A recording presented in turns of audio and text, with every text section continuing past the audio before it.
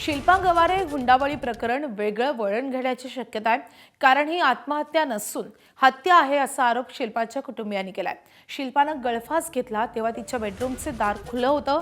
वेळ मध्यरात्री 1:30ची होती। मग पती सचिन घरात असताना तो बेडरूममध्ये का नव्हता? पोलिसांच्या प्रथम दर्शनी पंचनाम्यात ही बाब समोर आली आहे। धक्कादायक म्हणजे पती सचिनवर लग्नापूर्वी हत्येचा गुन्हा दाखल होता। हे पोलिसांच्या तपासात निष्पन्न झाल्यानं खळबळ निर्माण झाली आहे।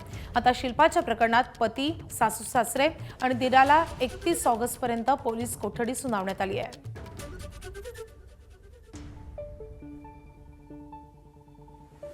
कलाटे कुटुंबीय आता आपल्या सोबत आहेत।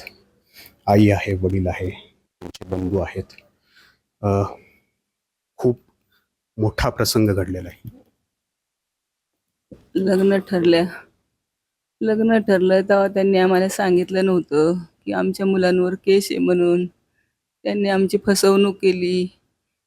नंतर लग्न झाल्यावर बऱ्याच मागण्या केल्या त्यांनी, तुझ्या वडिलांकडून आमकान तमकान आम्ही देत राहिलो, जमिनी दिल्या। त्यांनी आपलं मागतच राहिले सारखे की आण, तुझ्या बापाकडून काय आणलं, तू लग्न केल्यावर काय घेऊन आलीस, काय आणलं सांग, काय आणलं नाही, आण, प्रॉपर्टी पाहिजे आम्हाला। सारखे तिला असे टोचून सासूरवास करायचे। तिच्या डोक्यात एकदा इस्त्री घातली, एकदा असं ते एक काठी आहे त्या काठीने तिला मारलं, एकदा हिथं चटके दिले। तर कुणी येत नव्हतं। आता वरती असल्यावर माणसानी खालच्या माणसाला आवाज येत नाही का, पण कुणी सोडवायला जात नव्हतं अजिबात। की एक एक दोन दोन वाजता तिला तो बाहेर काढायचा दारू पिऊन, आणि बाप आणि आई आणि तो आणि सगळी काही म्हणत नव्हती, एवढं नुसती डोळ्यांनी पाहत होती पण काही बोलत नव्हती। ती सोडू शकली असते का नसते? आता एखादं म्हणलं असतं तुमची मुलगीला बाबा सोडून या, तिच्या ऐका, आपल्याला नाही लागत, आपण सोडून येऊ। पण सासऱ्याला हरामी, सासऱ्याने सगळं केलं बघा। सासरा त्याला गरम करायचा, कुस्की लावायचा, आणि तो बावळा प्यालेला असायचा।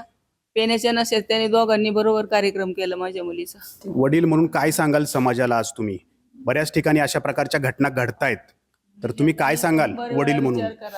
त्यांचा विचार करा आणि त्यांना काहीतरी झालंच पाहिजे, सजा झालीच पाहिजे। आमचा इच्छा आहे आम्हाला, बाकी आमची पोरगी गेली, आमचं काही नाही, पण त्यांना दोघा तिघांनाही सजा झाली पाहिजे। आणि ते गुन्हेगार आहेत, आणि इथून पुढचे नाही थांबतील, कोण आहे?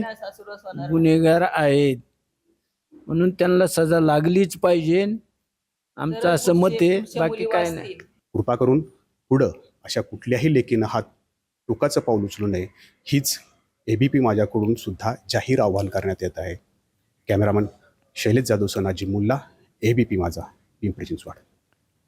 दरम्यान या प्रकरणी पोलिसांनी नेमकं काय म्हटलंय तेही पाहूयात। FIR मध्ये BNA चे कलम 108, BNA चे कलम 85, BNA चे कलम 3-5 अशा प्रकारे कलमे लावून गुन्हा दाखल करण्यात आलेला आहे। या गुन्ह्यामध्ये जे फिर्यादीमध्ये आरोपी नमूद केलेले आहेत, मृतकाचा सासरा, सासू, पती आणि दीर, FIR दाखल केल्यानंतर यांना अटक करण्यात आलेली आहे। त्यांच्या अटकेनंतर आम्ही त्यांना रिमांड कामी माननीय न्यायालयासमोर हजर केला असता माननीय न्यायालयाने त्यांना 5 दिवसासाठीची पोलीस कोठडी रिमांड दिलेली आहे। या रिमांड दरम्यान पुढील तपास आम्ही करीत आहोत।